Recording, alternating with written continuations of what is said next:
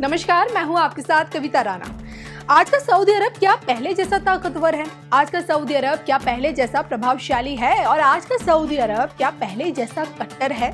आज ये सवाल इसलिए क्योंकि इस्लाम जगत के इतिहास में सोचिए, पहली दफा रमजान को लेकर सऊदी अरब के ऐलान की अनदेखी की गई है। जहां मक्का मदीना है, उस मुल्क को दरकिनार किया गया है। अब की बार सऊदी को धोखा देने वाले कोई और नहीं बल्कि अरब के सुन्नी देश हैं। जॉर्डन और मिस्र जैसे देशों ने रमजान के दिन पर सऊदी अरब को बड़ा झटका दिया है और इसी पर देखिए आज की ये सबसे स्पेशल रिपोर्ट।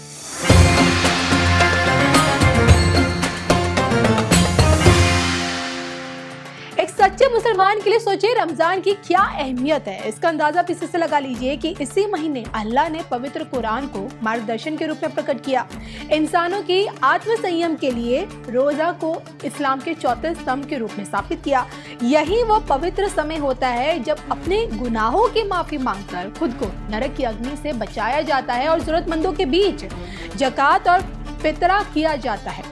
खुद को अल्लाह के करीब ले जाने का ये एक बहुत बड़ा मौका होता है। और मुसलमान देखिए, जिस भी देश का क्यों ना हो, रमजान के चांद का दीदार करके रोजा जरूर रखता है। और यही कारण है कि रमजान के शुरू होने पर दुनिया की निगाहें सऊदी अरब पर टिकी होती हैं, क्योंकि सबसे पहले चांद का दीदार यहीं से होता है। चांद के निकलने के बाद ही अगले दिन से रोजा रखने का जो सिलसिला होता है वो शुरू हो जाता है। लेकिन इस बार इसी चांद को लेकर सऊदी अरब और सुन्नी देशों के बीच एक तकरार दिखी।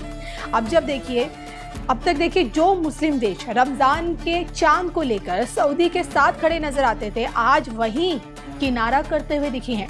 चांद को लेकर सऊदी अरब के खिलाफ विद्रोह करते हुए दिखे हैं। रमजान में सऊदी अरब से विश्वासघात, रमजान में सऊदी अरब को झटका, रमजान में सऊदी अरब से तकरार। देखिए सिर्फ धर्म ज्ञान। दुनिया के नक्शे पर मौजूद अरब देशों में सऊदी अरब की हमेशा से एक खास अहमियत रही है, क्योंकि यहीं पर मक्का मदीना है। यहाँ आकर हज यात्रा का हिस्सा बनना दुनिया के प्रत्येक मुसलमान की हसरत रहती है। और यही कारण है कि धार्मिक लिहाज से पूरे सुन्नी जगत में सऊदी अरब अपनी एक इम्पोर्टेंस रखता है। सऊदी के ऐलान के साथ ही रमजान का पहला रोजा हमेशा से रखा जाता है और इस बार भी सऊदी अरब में धार्मिक लिहाज से पूरे सुन्नी जगत में 17 फरवरी को चांद देखा गया। 18 फरवरी को रमजान का पहला दिन घोषित हुआ। हालांकि इस बार सऊदी अरब के इसी ऐलान को दरकिनार करके कई सुन्नी देशों ने एक दिन बाद यानी कि 19 फरवरी को रमजान का पहला रोजा रखा। UAE, Qatar, Bahrain, Kuwait, Yemen, मिस्र और जॉर्डन, ये वो सुन्नी देश हैं जिन्होंने अपने रमजान रखने के पैटर्न को ही इस बार बदल कर रख दिया और इस पर जोर दिया कि उनके जमीन पर चांद दिखा या नहीं। अब देखिए, इस बार भी रोजे रखे गए, 5 वक्त की नमाज अदा की गई, समर्पण के साथ अल्लाह की इबादत हुई। रमजान में होने वाली हर एक परंपरा को इस बार भी निभाया गया और निभा भी रहे हैं। बस फर्क इतना है कि सऊदी अरब के बताए गए दिन से इसकी शुरुआत नहीं हुई। अब आप इसे देखें टकराव कहें या फिर राजनीतिक मतभेद, सच तो यही है कि सऊदी अरब के साथ जो हुआ है वो विश्वासघात से कम नहीं है।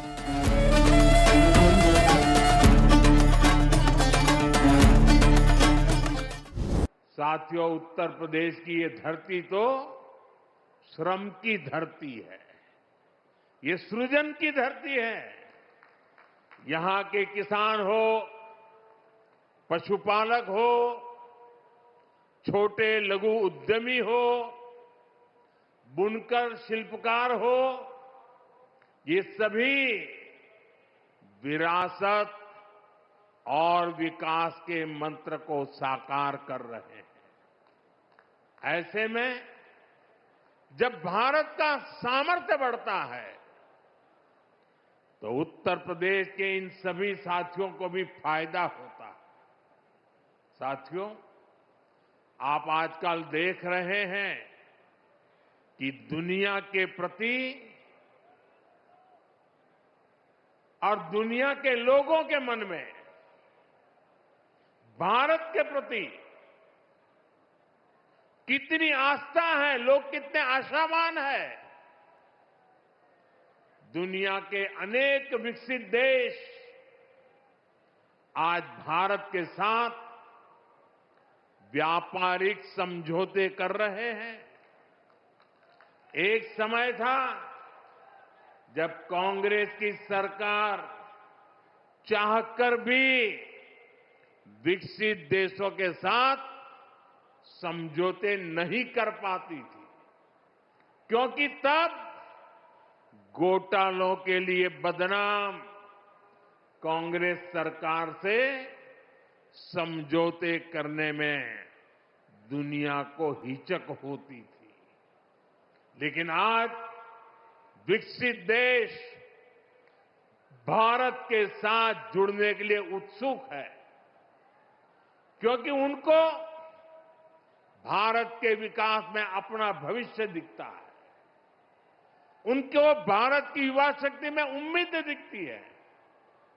आज दुनिया को लगता है कि भारत वो ताकत है जो 21वीं सदी की चुनौतियों का समाधान दे सकता है।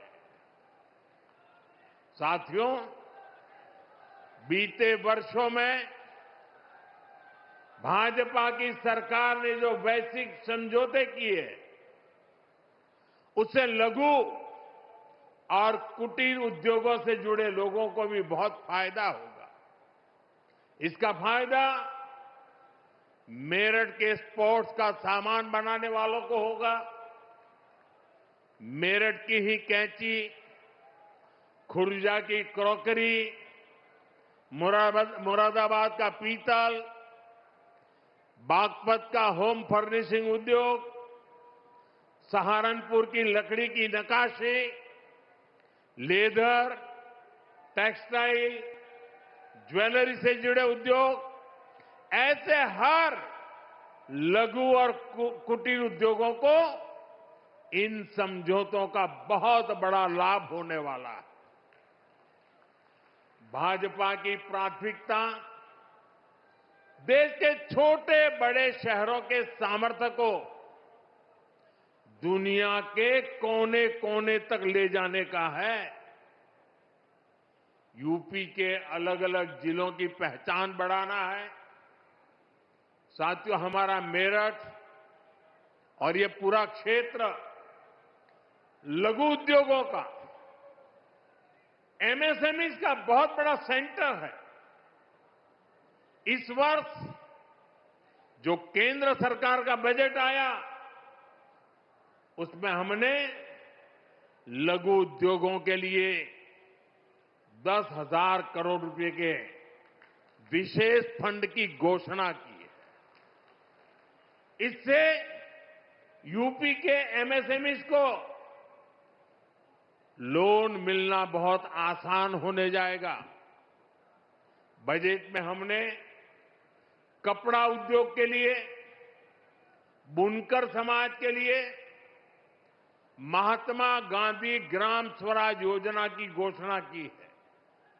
इससे खादी, हैंडलूम, हस्तशिल्प को विश्व बाजार तक पहुंचाने में मदद मिलेगी। साथियों, पहले छोटे कारीगर केवल 10 लाख रुपए तक का सामान कुरियर से भेज सकते थे। अब यह सीमा पूरी तरह हटा दी गई है। इससे मेरठ सहित यूपी के सभी बुनकर और अन्य छोटे उद्यमी ऑनलाइन ऐप के जरिए अमेरिका या यूरोप के ग्राहकों को भी अपने प्रोडक्ट आसानी से भेज पाएंगे।